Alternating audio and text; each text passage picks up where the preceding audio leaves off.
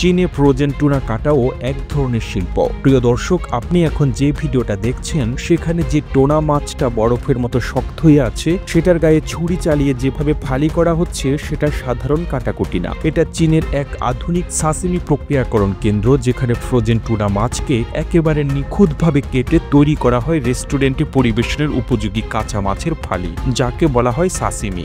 Sushi বা জাপানি খাবারে এই সাশিমি এখন চীনে এতটাই জনপ্রিয় যে শহরের প্রতিটি বড় শহরে এর আলাদা কাঁচামাল প্রস্তুত কেন্দ্র গড়ে উঠেছে। চীনের বিভিন্ন উপকূলীয় বন্দর, বিশেষ করে ঝেজিয়াং, সানডং ও ফুজিয়ান অঞ্চলে টুনা মাছ শিকারের পরপরই তা দ্রুত বরফ দিয়ে সংরক্ষণ করা হয়, কারণ টুনা খুব দ্রুত পচনশীল এবং সাসিমির মতো খাবারের জন্য যেহেতু মাছ কাঁচা খাবার উপযোগী হতে হয়, তাই এই মাছকে 100% ফ্রেশ অবস্থায় রাখতে হয়। এজন্য মাছ ধরা পড়ার সঙ্গে সঙ্গে সেটিকে -50°C ফ্রোজেন করা হয়।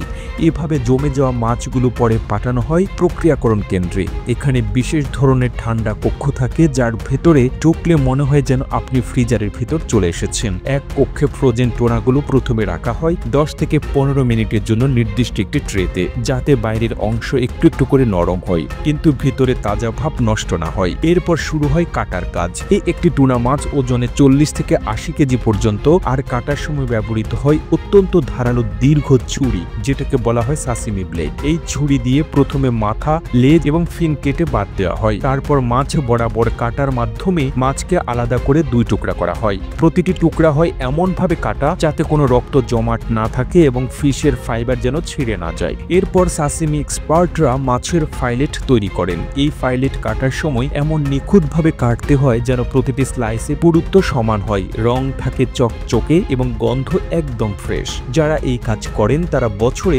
হাজার হাজার মাছ কাটেন এবং তাদের হাতে এতটা দক্ষতা তৈরি হয় যে চোখ বন্ধ করেও একটা মাছের গঠন বুঝে নিতে পারেন। সাসিমি কাটার পর মাছের টুকরোগুলো রাখা হয় একটা নির্দিষ্ট কাচের পাত্রে। এরপর সেগুলো আবার হালকা ঠান্ডা ঘরে রাখা হয় যেন পরিবেশনের আগ পর্যন্ত তা 2 থেকে 3 ডিগ্রি তাপমাত্রায় থাকে। অনেক সময় রেস্টুরেন্ট বা এক্সপোর্টাররা এই কাটা মাছকে ভ্যাকুয়াম প্যাক করে পাঠিয়ে দেন অন্য শহরে বা দেশে। চীনে ফ্রোজেন টুনা সাসিমি এখন শুধু জাপানি রেস্টুরেন্টই না, বরং সুপার শপ, হেলদি ফুড বার, এমনকি হোম ডেলিভারি সার্ভিসও পাওয়া যাচ্ছে।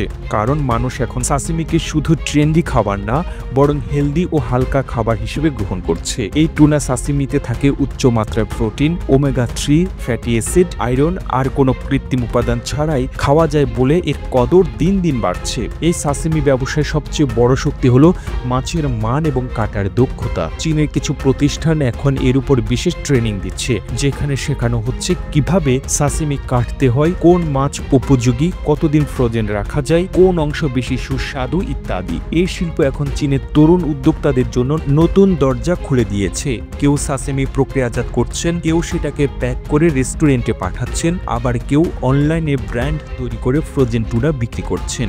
এতে তৈরি হয়েছে নতুন কর্মসংস্থান, উন্নত হয়েছে খাদ্য নিরাপত্তা এবং আন্তর্জাতিক মান বজায় রেখে রপ্তানিও বাড়ছে। প্রতিবেদনটি তৈরিতে তথ্য ও উপাত্তের সাহায্য নেওয়া হয়েছে দূরবীন ডেইলি নিউজ নামক ফেসবুক পেজ থেকে। আর এতক্ষণ আপনারা সঙ্গে ছিলেন বিশ্ব বাংলার। সেই সঙ্গে আপনি বাংলাদেশের কোন জেলা থেকে এই ভিডিওটি দেখছেন আমাদের কমেন্ট করে জানান। আমরা পরবর্তী ভিডিওতে আপনাকে ধন্যবাদ জানাতে ভুলব না। এতক্ষণ বিশ্ব বাংলার সাথে থাকার জন্য অসংখ্য ধন্যবাদ।